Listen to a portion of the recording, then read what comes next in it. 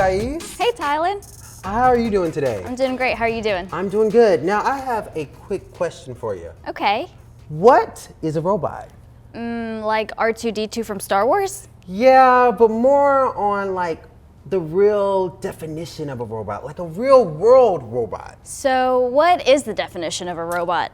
You know what? That is a great question. Let me inform you. Okay. So a robot is a machine that is designed to solve real world problems. Now, after that quick little spiel, can you think of any robots that help solve real world problems? There are a lot. What are some examples? Another great point. I can do that as well. All right, let's go through it. So we have a machine that is rectangular shaped. Okay. Or can even be like a square almost. And you can get inside of it, and it can take you from home to school and drive you all around town. A car. Ding, ding, ding. That is a robot. Okay. All right, so let's take this other machine that is shaped like a box, right? And have different eyes on it and different knobs to turn the temperature way up or turn it way down. And you can cook a delicious meal on it. A stove. Ding, ding, ding. That is a robot. Okay. All right, you know this other machine that's like the little, really small here, and it's almost like they say it's like a mini laptop in your phone, and you can surf the web, you can call a friend, you can do everything on it. A cell phone. Ding, ding, ding. That is a robot. Okay, I think I get it now. But what's so important about robots? Another key point. I can tell you that as well. Robots help transform lives and workplaces. On top of that, they raise efficiency and safety levels all around the globe and in different corporations. I think I get it. So TVA values the safety of their employees and their customers. So they use robots to perform tasks that would otherwise be too difficult for the workers to do. For example, they have ROVs and drones to inspect dams and other dangerous locations. Those are examples of robots too, right? I think you got it, Thais. Those are Okay. great examples of robot. But you know what? Yeah. Since we have this knowledge now, we should share it, right? Yes, everybody should know what robots are. I definitely agree. So join me and Thais for our journey and be a world changer with us. Tylen, do you know what cubelets are? Yeah, those are the little box you put together like Legos, right? Yes, exactly. They're magnetic, and that's how you connect them. But let's start here. First question I have for you is, what do we have inside of our heads that's kind of the powerhouse of our body? Well, I have my skull Yes. in my head. But further, what's inside of your skull? My brain. That's right. Our cubelets also need to have a brain. Oh. So they have this navy cublet, which is called the brain cublet, and it's the powerhouse of our robot's body, and it gives it the energy to do everything it needs to do. Now, my second question for Awesome. you is, how do we take in information? How do we see? How do we hear? How do we feel? Well, I see with my eyes and I kind of feel around with my hands. That's right, we have senses, and our cubelets also have senses. They have these sense cubelets, which are these black cubelets. They can take in all sorts of sensory information. So they can take in how much light is in the room, they can take in how close something is to it, and they can even take in thermal energy. Wow, so wait, they can also take in like heat as well? That's right, that's what the thermal cublet does. Awesome. So when they take in all of these sensory information, they convert it into energy to move the rest of the robot. Oh my God. Now, my last Crazy. question is, how do we get around? How do we go forward, backward? How do we do things? Well, I get around by hopping on my hoverboard, of course, and like swerving all around Yes, but how do you get on top of your hoverboard? with my legs, of Yes, course. so we have limbs, and our cubelets also need to have limbs in order to move around. So these clear cubelets that you see are called action cubelets, and they do all sorts of things. We have these wheels that help it go forward, backwards. We have a spinner, we have a noisemaker, we have a light, and then this cool bar graph tells you how much energy is being perceived in the robot. So when you connect everything together, you have a functioning robot.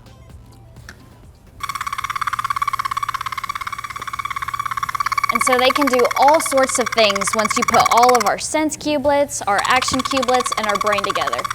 Wow. Pretty cool. So now that we have all this information, what should we do? I think we should go to our thinking cart and see what they suggest in it. Don't you Okay, think? let's All do it. Let me go look and see. Ooh, not much in there. All right, so let me grab here. All right. Ooh, let's see here. Okay. relay race / maze. That sounds like a lot of fun. Let's do it. That's good. But before we get started, we should do some research first. Yeah, you're so right. I think I'm gonna take the knowledge you just taught me with cubelets, right? But I wanna make them more unique from what they are. So I'm gonna do research on how to make cubelets more unique than what they already are given. I'm gonna do research on all of our Think cubelets because we have all of these different colors and I don't really know what all of them mean. So I'm gonna read up on what all of these colors do. All right, so I'm gonna take the knowledge Thais showed me about cubelets, but I wanna make them more unique by just searching the global web. So let me see what's on here. Right, how to make cubelets more unique. Okay. All right, so from just looking, I found this software called Blockly. And essentially, what they're saying Blockly is an actual way to actually program cubelets to give it its own customized functionality of it. So it's like I'm creating like a mad scientist in a lab. So right now I'm connecting my cubelets with my Bluetooth hat right here to my actually Blockly software. And I'm just diving right in. Wow, there's so many things you can do. You can program the sensors, you can program the act, the think, you can actually give it some different timing, you can do some logic with some actually if-else statements. Wow, there's so many things to do, but I'm gonna dive in a little bit more onto this.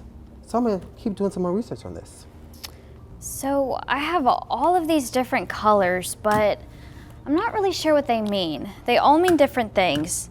But so far, I've found that this light brown one is called a minimizer. So what it does is it gives the rest of my cubelets the minimum amount of energy being perceived from my sense cublet. Now, the brown one does the opposite. It's a maximizer. So it gives the cubelets the maximum amount of energy. That makes sense. So this light green one seems to be called a passive cublet. So what it does is nothing. It's a completely passive cublet and all of the energy just passes straight through that cublet onto the next cublet. Now, this green one does the opposite. The dark green one is called the blocker. So while the light green one allows the energy to pass straight through the rest of the cubelets, the dark green one blocks all of that energy. Now, what does this red one do? Okay, I get it. The red one is an inverse cublet. So, for example, the proximity sensor takes in how much or how close you are to it. So the closer you are, the more energy it gives the rest of the cubelets. But if I connect the inverse cublet to it, then it does the opposite. And the further away I am from the proximity sensor, the more energy it gives my cubelets. Now, this orange one is called a threshold cublet. And all I have to do is turn the knob so that the energy does not pass a certain level or so that it does not go below a certain level. I think I'm ready to start brainstorming. Hey, Tylen. Yeah. You ready to start brainstorming and designing our cubelets? I think I am. Okay. So, what I'm thinking about doing is making man's best friend. So, I think I'm gonna make me a little doggy. So, I gotta think of the different actual components of him. Let me go down here and get some things. So first, like Thais was saying, I can't start off anything without the brain, because I definitely need that to happen. So, got a brain here. Now, what else I need for my dog, right? He's got to have like a head, face. So, I have my actually distance cubelets to take in the proximity. So, that's going right there. Okay. So then, what else do I need? I also got to have him to move around, right? So, I got to have some legs. So, I got that. But I got the head, I got the brain, I got the legs. There's something about a dog he always needs. Oh, I got it. I gotta get his tail. So I'm gonna keep working on that and putting him together right now. Now, for my robot, I'm not gonna program it. I'm gonna do more of a hands-on. kind of robot. So I need a type of sensor that allows me to use my hands. So I might do a proximity sensor or a light sensor where I can block the light.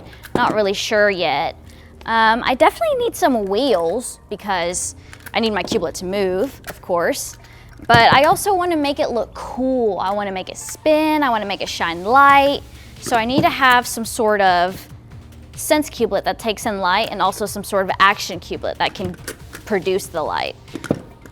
I think I'm ready to get started.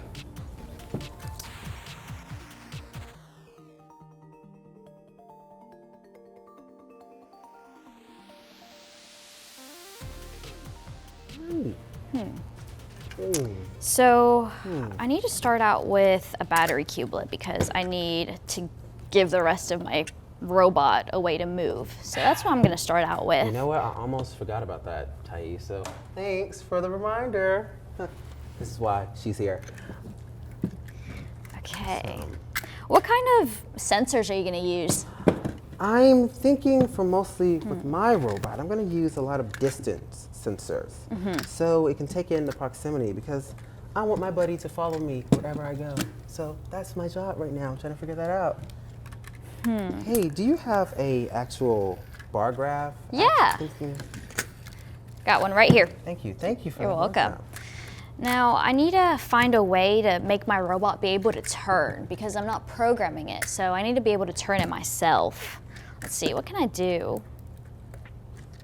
I'll do proximity sensors, Okay. maybe. Got his face going there. Okay. That doesn't look like a dog. Well, he's a more futuristic dog, right? He's a little bit different. He's the future. Okay. Now, how can I get mine to spin? Probably use a spinner, right? Yeah. I'll use a spinner. I think I'm going to use these actual yellow cubes that Robotics provided to stick on there because it actually can help with the friction when it's actually turning. So I'm going to try to work that out and see. The yellow ones? Yeah. Huh, I didn't know that. Yeah. So I'm going to try that. Okay. Hopefully it works out. Let's see. Let me add on these wheels. So let's see if it moves. It moves, but I can't get it to turn yet. How do I do that? Maybe thinking about. It only goes straight, and it's straight. not going very fast. Oh, maybe you can add like a knob. Actual I'll sensor try that. to it, to actually crank up to how much voltage you want to go through it. It's kind of basically communicating through everything, telling it how much you want and how little you want. Right. It's a good form of communication, I think. All right, let's try that. Did that help? No. I'll try something else. Okay then. So let me try a light sensor. Maybe that will work. Okay, try that. I'm actually, first thing I'm gonna do with my Blockly here is I'm going to mute all of the sound that these speakers make, okay? Sometimes it can get a little frustrating. So I am going to go ahead and do that. Okay, right, so that's done. So when I use this one, it makes it go really fast. It makes it go faster than this proximity sensor, but I think I need this one in order to be able to make my cubelets turn. Let's see. Good point there. So for over here with my little dog here, I'm going to program these drives to use as a reverse. So it won't have to basically use the sensors to have them function. They'll always keep going and keep driving forward. And I only use the sensors to have my little puppy follow me around. So yeah, that's what I'm working on now. So let me go ahead and get that done. Since yours is a puppy, I think I'm gonna make mine, I think I'm gonna make mine a tiger. A tiger? Yeah. All right, it's gonna be a very interesting looking tiger. Okay, so I got it to turn. All right. But now I don't know how to make it go straight. All it does is turn.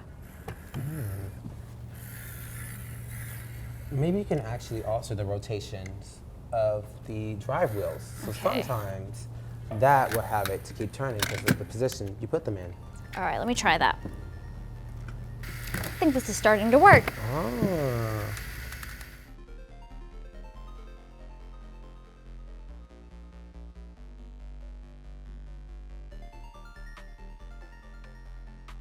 So really, there are a bunch of different things that we can do to solve this problem, but I think I pretty much know what I'm gonna do.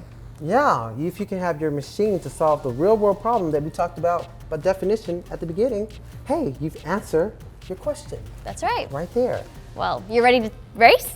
I think I am. I think me and Pups are ready to go. Okay, let's do it.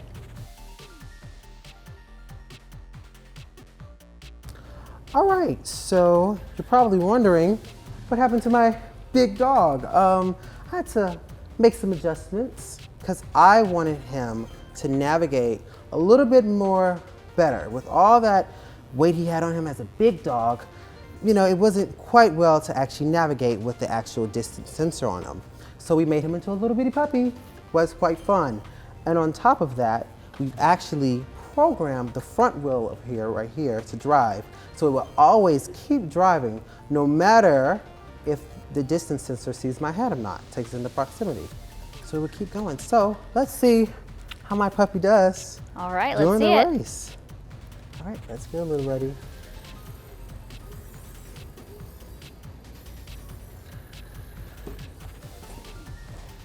There he goes, you know. It's a puppy, so Yeah, looks like it needs some more training. Well, we're gonna see about your big dog over there. He's, you know, he's just a little baby.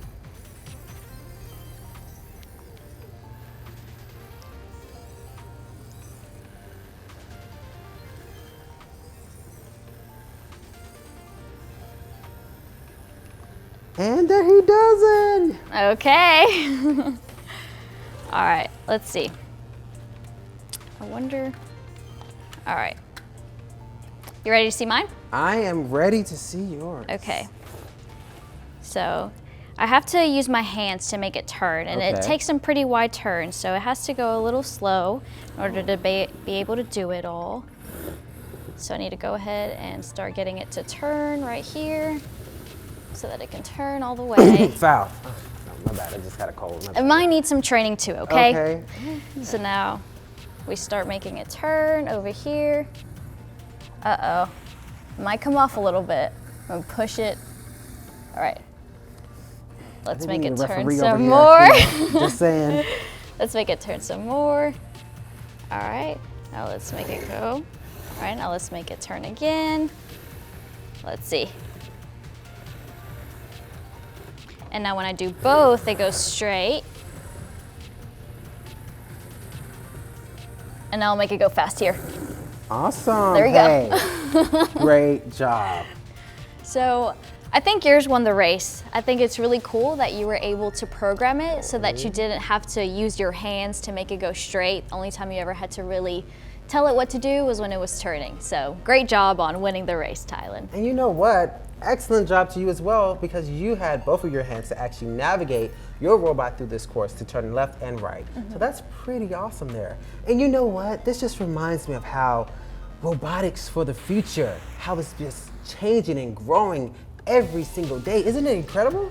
Yes, I mean, robotics is definitely the future. Have you heard of the FedEx autonomous delivery robot? It's a robot that does pretty much what a mailman does, except that it's a robot and it can deliver packages and mail to your house.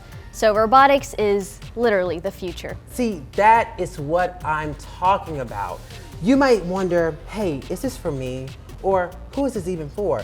It is for everybody. It doesn't matter what gender you are or what age you are. It's for everyone. Robotics is for anybody and absolutely everybody. And if you think you can't do it, then you're wrong, because anybody can do it, and not to mention all of the opportunities and doors that it'll open for you. And speaking on that, the different programs you have from like FLL or VEX Robotics, and the different opportunities such as University of Memphis with STEM ambassadors at the West Tennessee STEM Hub, that's a great opportunity for you to learn more about STEM and to educate yourself. And robotics aren't only these things that you see here in front of us, and they're not the robots that you think of when you hear the word robotics. There is a wide field of things you can do. For example, you can work with NASA and help control the rovers in Mars to tell it where to go, how to explore. They also use robots in medical fields. They use surgical robots to do things that surgeons wouldn't be able to do as well. And I mean, you can even be a software engineer and develop and code different softwares. So there's something for everybody to do in robotics and STEM. Yes. And you know what, Thais? That is our time. So thank you guys for tuning in so much. We truly, truly appreciate it. We'll see you soon, world changers.